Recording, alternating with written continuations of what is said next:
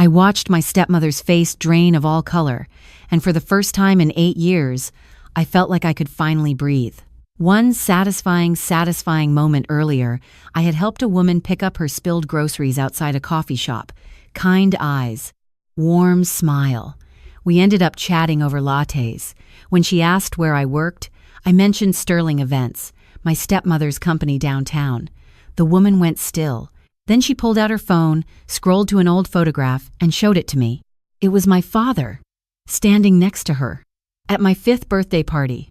"I'm your Aunt Patricia," she said quietly. "Your father's sister. And I was told you died 8 years ago in the same car accident that killed him. Let me start from the beginning. My name is Maya Chen.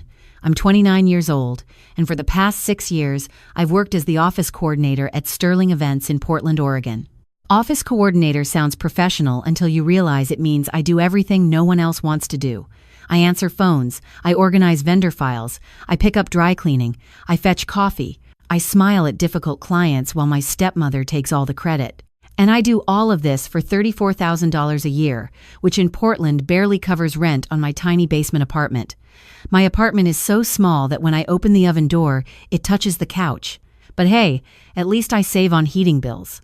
The stove warms the whole place. That's called efficiency. My stepmother Diana owns Sterling Events. She's 52 years old, remarried to a surgeon now, and she lives a completely different life than mine. She drives a black Mercedes SUV. She owns a house in the West Hills worth $1.8 million. She wears designer everything and gets monthly spa treatments that cost more than my grocery budget for 3 months. And me?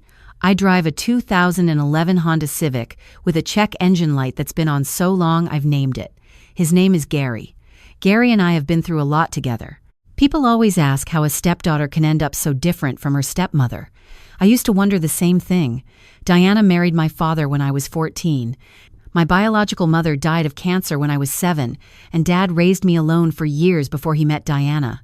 She seemed wonderful at first, attentive, caring. She helped me with homework. She came to my soccer games. She told me she'd always wanted a daughter. I believed her. I was a kid desperate for a mother figure, and she played the role perfectly. For 7 years, that's the life I thought I had. A blended family that worked. Then my father died in a car accident when I was 21. A semi-truck driver fell asleep at the wheel and crossed into oncoming traffic. One phone call and my whole world collapsed. I was a senior in college, 3 months from graduation, and suddenly I was alone again. Diana stepped in immediately, said she'd handle everything. The funeral arrangements, the lawyers, the estate, the insurance. She took care of all of it. I was too destroyed to do anything except cry and try to remember what my father's laugh sounded like. A few weeks after the funeral, Diana sat me down and explained the finances. She said my father had made some bad investments in recent years. The business wasn't doing as well as everyone thought. There were debts, loans, things he'd hidden to protect us. After everything was settled, she said my inheritance was $20,000. $20,000. That's what my father's entire life added up to, apparently. Half of almost nothing. I didn't question it. Why would I? This was the woman who raised me for 7 years, the person who held me while I sobbed at the funeral, the person who made sure I finished my last semester of college. She told me she'd always consider me her daughter. She said we were family, no matter what. She also told me, gently, that we had no other family left. My mother was an only child. Her parents died before I was born. And my father? Diana said he'd been estranged from his only sibling, his sister Patricia, for over a decade. Some falling out over money when their parents died. Bad blood that never healed. Diana said Patricia had moved overseas years ago, cut all contact, wanted nothing to do with any of us. So that was it. No parents, no grandparents, no aunts or uncles, just me and Diana, alone in the world. I believed every word. After the inheritance money ran out, which didn't take long between student loans and living expenses, I started struggling. My college degree in communications didn't open as many doors as I'd hoped. Entry-level jobs, temp work, retail positions, anything I could find. For 2 years, I barely survived. I moved from tiny apartment to tinier apartment.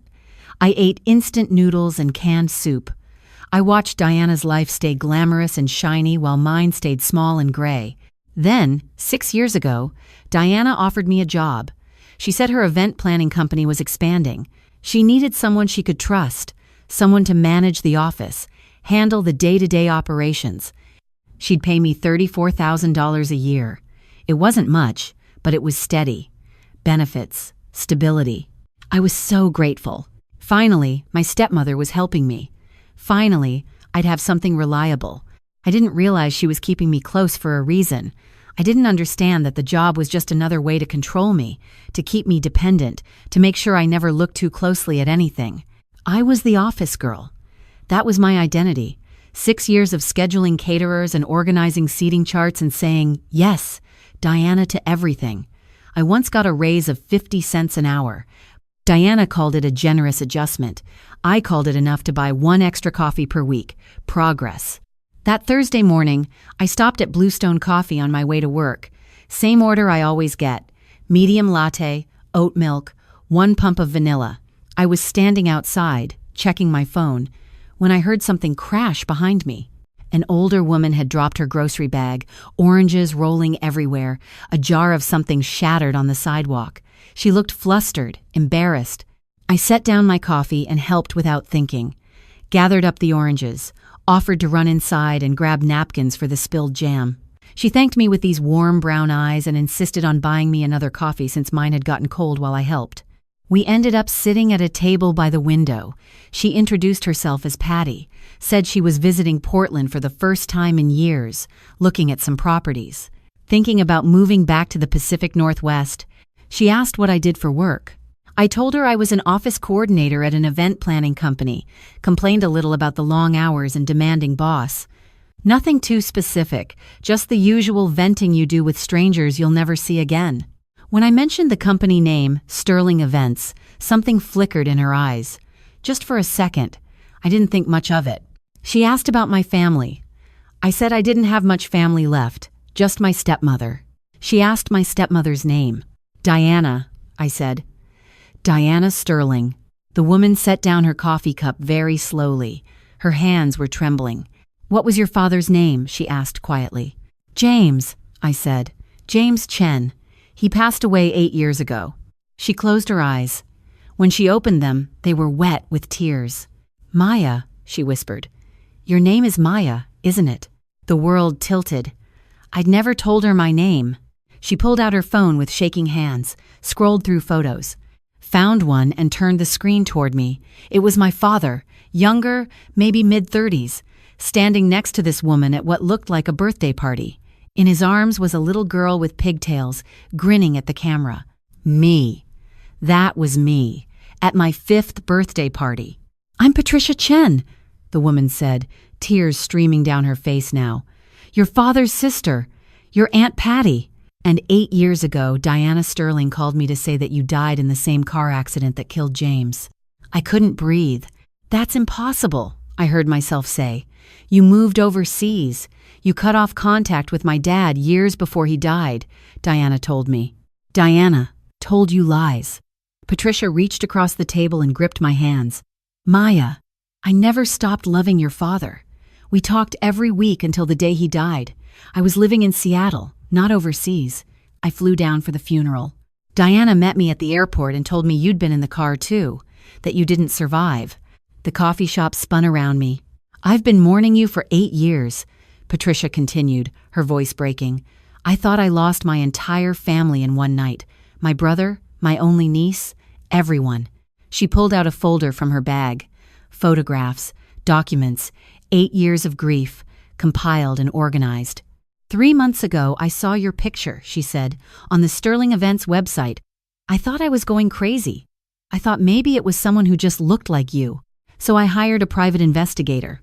She slid the folder across the table. Maya, I need to ask you something. What did you receive from your father's estate? $20,000, I said automatically. Diana said there was a lot of debt, bad investments, hidden loans. Patricia closed her eyes again. When she opened them, something hard had replaced the tears. Your father had a life insurance policy worth $900,000, she said slowly. The house sold for $380,000. His retirement accounts totaled over $220,000. He had no debt, Maya. None. I know because I helped him set up his finances years ago. She let those numbers sink in. The estate was worth approximately $1.5 million. After taxes and fees, your share should have been over $700,000. I couldn't process the words. They just bounced around in my brain, refusing to stick. $700,000. I should have had $700,000. Instead, I got $20,000 and spent the last 8 years barely surviving, working minimum wage jobs, living in tiny apartments, driving a car with a permanent check engine light, grateful when my stepmother finally helped me with a job that paid me less than I was worth. I looked at Patricia. This woman I'd been told didn't exist, this family member I'd been told abandoned us. She stole from me, I whispered. I was 21 years old. My father had just died. I trusted her with everything, and she stole $700,000 from me. Patricia nodded slowly. And that's not all, she said. There's more, so much more. That night, I went back to my tiny basement apartment and couldn't sleep. I kept staring at the folder Patricia had given me, bank statements, property records, a private investigator's report with a logo in the corner. 8 years of lies, documented in black and white. I thought about all the times I'd asked Diana for an advance on my paycheck. All the times she'd sighed and reminded me how lucky I was to have stable employment. All the times I'd thanked her for giving me this opportunity. Meanwhile, she'd been sitting on almost $1 million that should have been mine. At 2 a.m, I remembered something. A box in my closet. My father's personal papers. Diana had given it to me after the funeral. Said it was just sentimental stuff, nothing important. Old photos, cards, keepsakes. I'd never gone through it carefully. Too painful. Now, 8 years later, I sat on my apartment floor and opened it. At the bottom, under birthday cards and faded photographs, I found an envelope. My father's handwriting on the front. For Maya, to be opened if something happens to me. My hands shook as I tore it open. Dad had written it before a business trip, the trip where the accident happened. A just-in-case letter that was never supposed to be needed. The letter listed everything.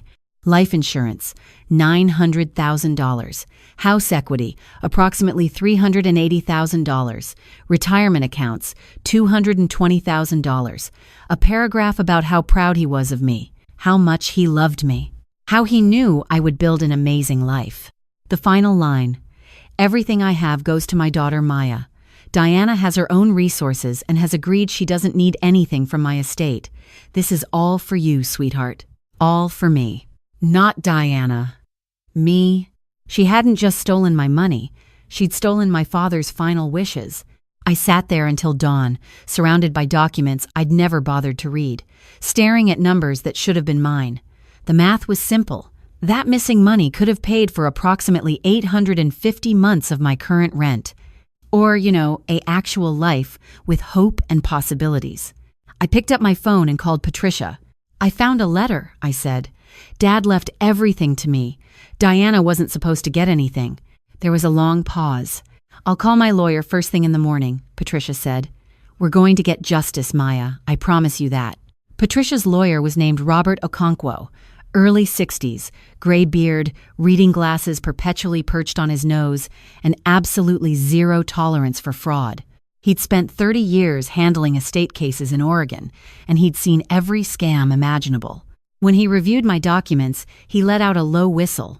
Your stepmother, he said, flipping through pages, is a real piece of work. I've seen siblings fight over silverware in probate court, but this level of calculated fraud? This is Olympic-level terrible. Robert filed requests for the official estate documents from Multnomah County. What came back was worse than any of us expected. 8 years ago, when I was 21 and drowning in grief, Diana had filed a petition with the court. She claimed I was mentally incapacitated due to severe psychological trauma. She said I wasn't capable of making decisions for myself. She presented documents with my signature, granting her full control of my father's estate as my legal guardian. I never signed those documents. I never even saw them. Diana had forged my signature. She lied to a court. She stole everything and left me with crumbs. Robert traced the money. Every single dollar. The life insurance payout went into an account Diana controlled. She used a small portion to pay legitimate estate costs, maybe $40,000 total. The rest? She kept it all. The house sale brought in $380,000. My father's retirement accounts added another $220,000. After minimal expenses, Diana walked away with approximately $1.4 million. She gave me $20,000 and told me that was my share. With that stolen money, she expanded Sterling Events from a small operation into a major player in Portland's event scene. The fancy office downtown, the high-end marketing, the luxury vendor relationships, all paid for with my inheritance. Every wedding she planned, every corporate gala she coordinated, every dollar of profit, it all grew from a seed of theft. The Mercedes? Bought with money that should have been mine. The West Hills house? Same thing. The designer wardrobe, the spa treatments, the vacations I saw on her Instagram, all of it built on a foundation of fraud. And while she was living that life, I was working double shifts, counting pennies, wondering why I couldn't get ahead, no matter how hard I tried. Then she offered me a job, her generous stepmother act, $34,000 a year to work 50 hours a week, organizing her events and fetching her coffee. She kept me close, kept me poor, kept me grateful. Robert also investigated what Diana had told Patricia. What he found added another layer of criminal behavior. Over 8 years, Diana had actively maintained the lie. She sent Patricia fake death certificates. She created a false grave site in a cemetery 2 hours outside Portland and sent Patricia photos of Maya's headstone.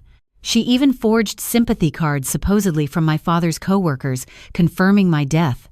This wasn't just theft. This was calculated, sustained fraud designed to ensure Patricia never came looking, never asked questions, never discovered the truth.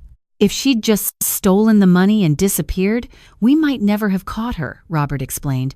But she got greedy. She wanted to make sure no one ever came looking, so she built an elaborate lie. And elaborate lies always have cracks. The crack was Sterling Events' website. Diana had gotten comfortable, careless. She'd posted my photo on the Our Team page without thinking about who might see it. Patricia saw it. And now, 8 years of lies were unraveling. Robert laid out our options. We could file a civil lawsuit and try to recover the money through the courts. That would take years, cost a fortune in legal fees, no guarantee of success. Or we could go to the police, present the evidence, let the criminal justice system handle it. If we do this right, Robert said, she won't just lose the money, she'll lose everything. Patricia and I agreed. We wanted justice, not just compensation. But Robert warned us. We needed to be strategic. We had to gather every piece of evidence before making a move. Bank records, forged signatures, fake death certificates, witness statements. We needed an airtight case. 3 weeks, he said. Give me 3 weeks to put this together. And in the meantime, Maya, act normal. Don't let her suspect anything. 3 weeks, 21 days of pretending everything was fine. I went to work every morning. I smiled at Diana. I organized her client files. I said right away, Diana and, of course, Diana to every demand.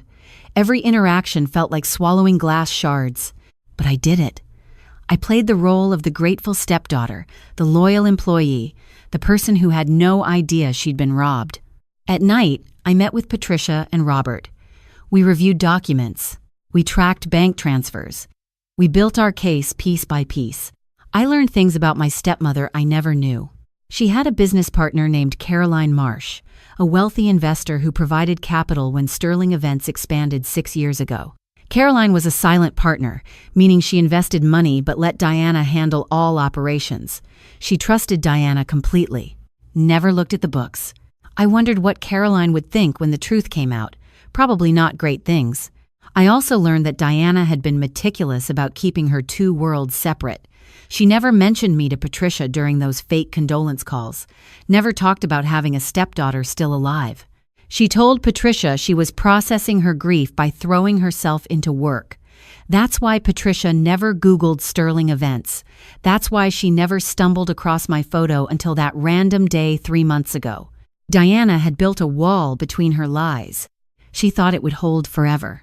It didn't. On the last day of our 3-week preparation, Robert called me with news. "We're ready," he said.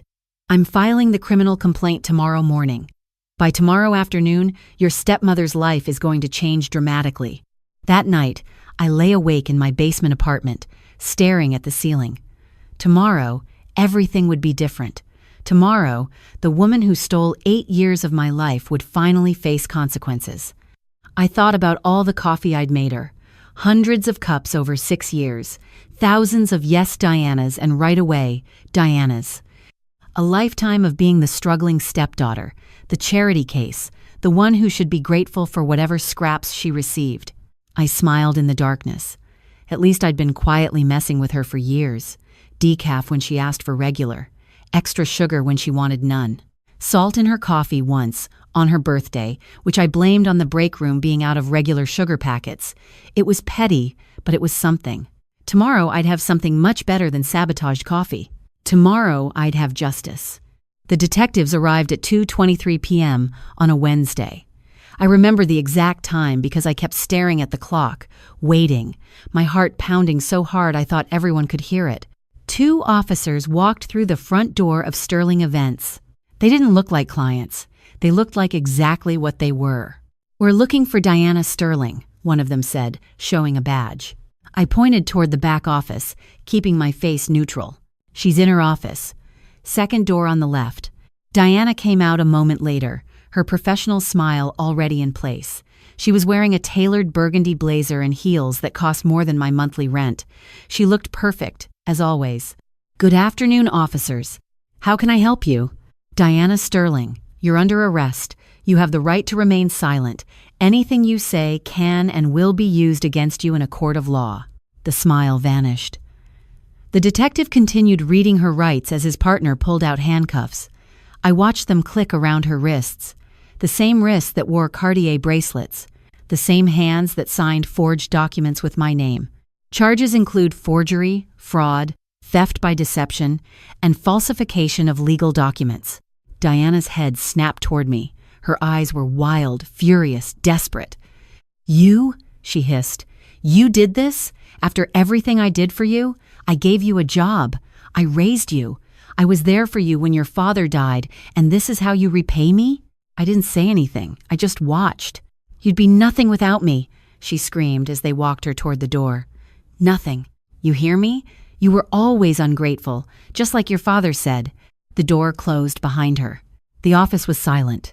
2 other employees who had witnessed everything stared at me with wide eyes. I sat down at my desk, took a deep breath, and felt something I hadn't felt in 8 years.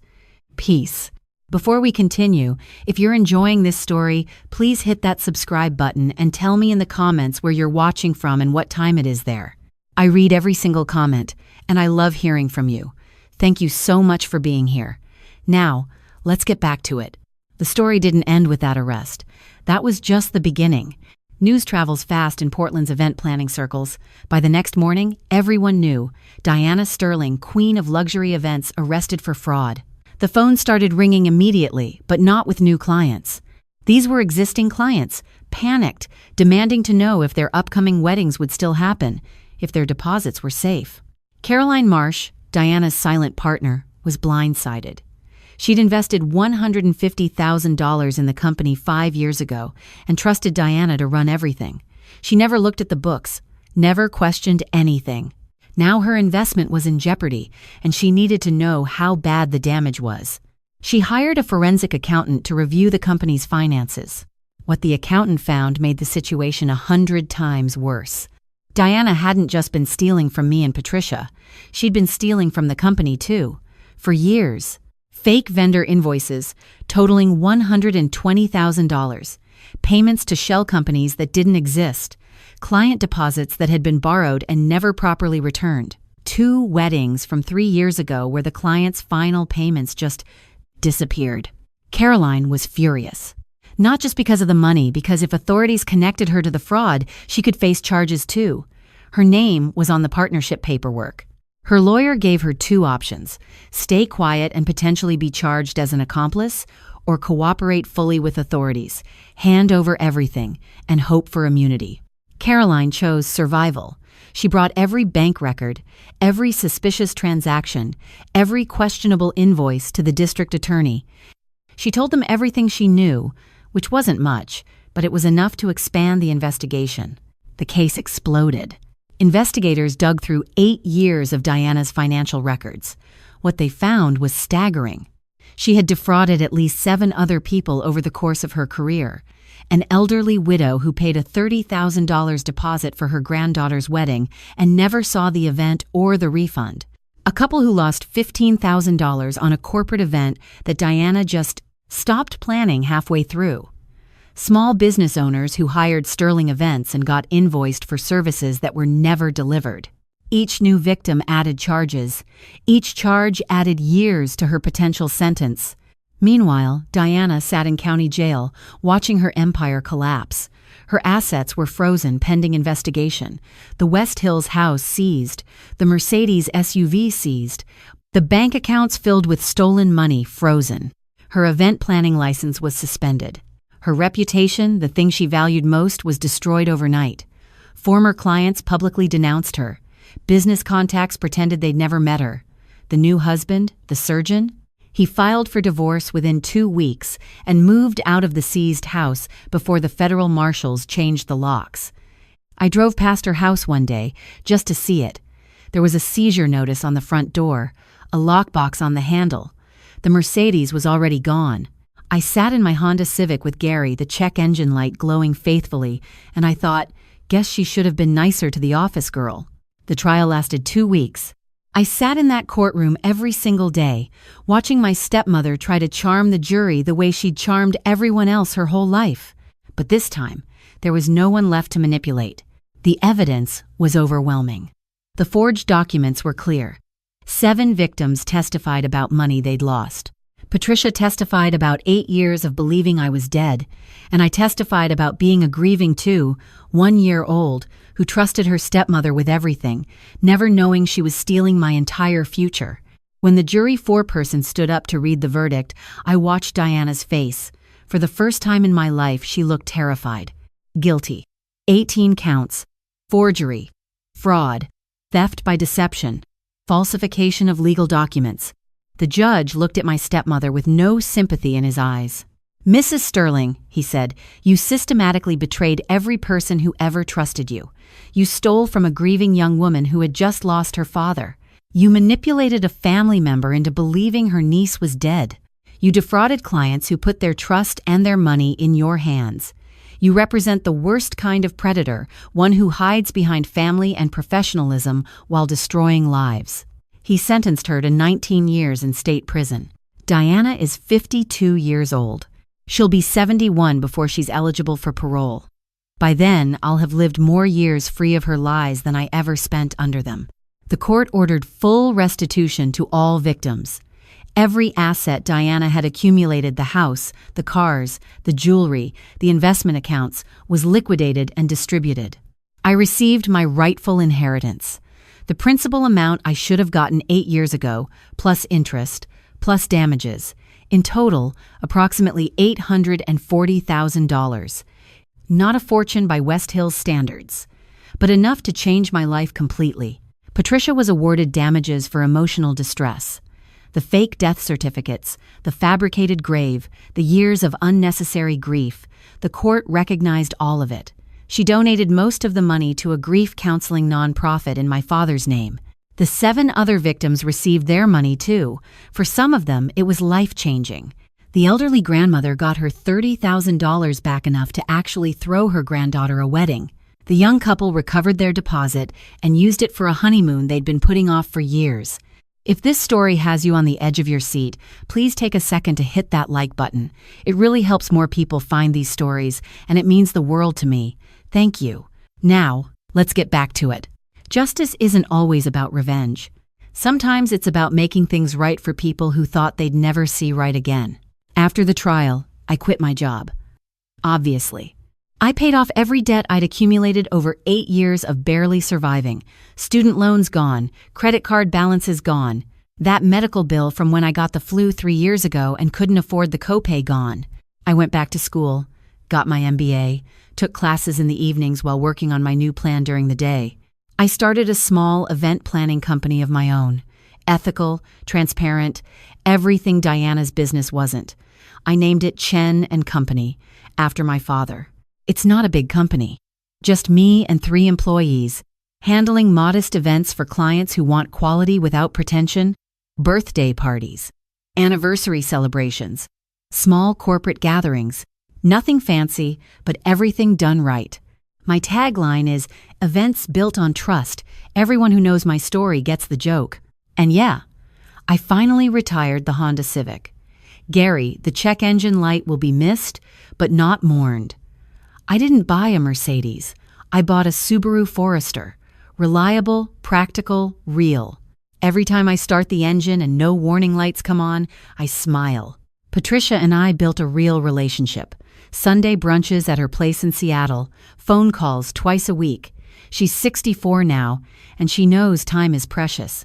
We can't get back the 8 years we lost, but we can have whatever time is left, and that's what we're doing. She tells me stories about my father, the funny ones Diana never shared, the embarrassing ones from his childhood. The time he tried to impress my mother by cooking dinner and set off the smoke alarm so badly the fire department came. I'm learning who my father really was, not just the version I remembered. One Sunday, Patricia told me something I'll never forget. We were sitting on her balcony, watching the sun set over Puget Sound. "Your father would be so proud of you," she said quietly. "He always said you were the strongest person he knew, stronger than him, stronger than anyone. He was right." I cried. First time anyone had said that in 8 years. 6 months after the sentencing, I received a letter from the Oregon State Correctional Institution, Diana's handwriting on the envelope. I opened it even though I probably shouldn't have.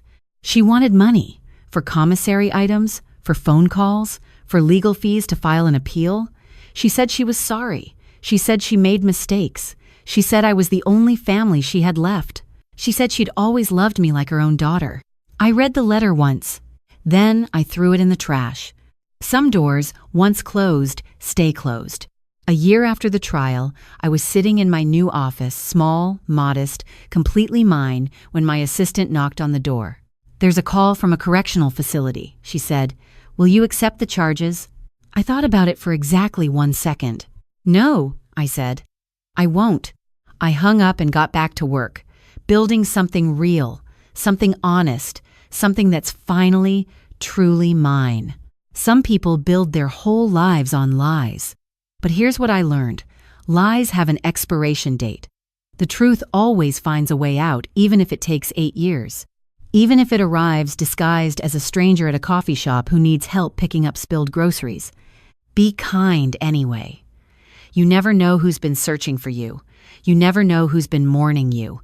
You never know whose life might change because you stopped to help. And if someone in your life tells you that family members are dead or gone or want nothing to do with you, maybe verify that yourself. Just a thought. Thank you so much for watching. More of my most gripping stories are already on your screen. Click one now and don't miss the best part. You're going to love it. See you in the next one.